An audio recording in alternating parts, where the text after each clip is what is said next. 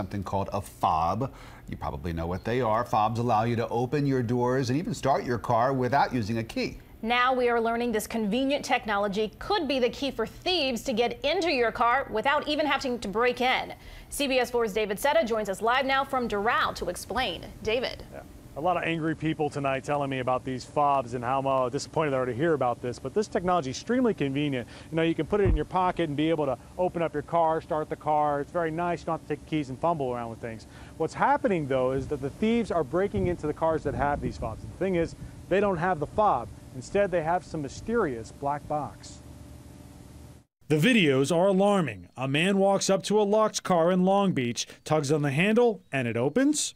Near San Francisco, another thief breaks into a locked Audi with ease and makes off with an expensive bike. And in Chicago, the same thing. The thief jumps in, steals a bunch of stuff, and takes off, never prying or breaking into the car. The knee-jerk reaction was for me to be angry. Michael Shin is positive his car was locked. Angry, he posted the video online to learn 78 other cars in his neighborhood had been broken into in similar fashion. The police were just as confused as he was. They looked at my footage and like, we have absolutely no idea what this is. We've never even heard of it. This is the first we're ever even seeing of it. It'll probably take me between a few minutes to like 3 or 4 hours. Miami-based hacker James Ball knew exactly what we were talking about when we asked. The technology has been on the hacking market for a couple of years. So from your perspective, we no longer have to smash a window to get into the car. Nah, why would you want to do that anyway? There's glass everywhere. To understand how these fobs are being hacked, you first have to understand how they work. You see, your car sends out a signal, and when the fob is about a foot away, it'll unlock automatically. But if the fob is, say, 20 feet away, that car door wouldn't open. It's smart technology. Here's what the thieves are doing. Using something called a power extender, they are extending the range of the car's signal. So rather than looking for a fob a few feet away, the car can reach a fob hundreds of feet away, say, in your house. The car is tricked into thinking you and your key are right at the door. And voila, the thief is in. Do you think that this is here in South Florida? Oh, I'm sure it's here in South Florida.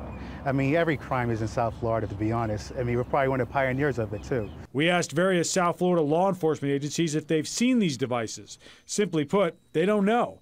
The only way to truly know is for the crime to be caught on tape and to be absolutely sure the car was locked. Ball says the technology to hack fobs can be as much as $1,200, and it's not easy. You have to know what to do. You have to know how to run the program, how to use it. You have to be patient, too, because, like I said, sometimes it could take a few hours to brute force the code. He believes the easiest way around this is to actually avoid it altogether. Just don't make your car a target. Don't leave your stuff in there. Don't leave your GPS. Don't leave your things visible, at least. And car experts are actually recommending storing your fob in your freezer. Yes, your freezer. The ice box will block the fob in your car from communicating.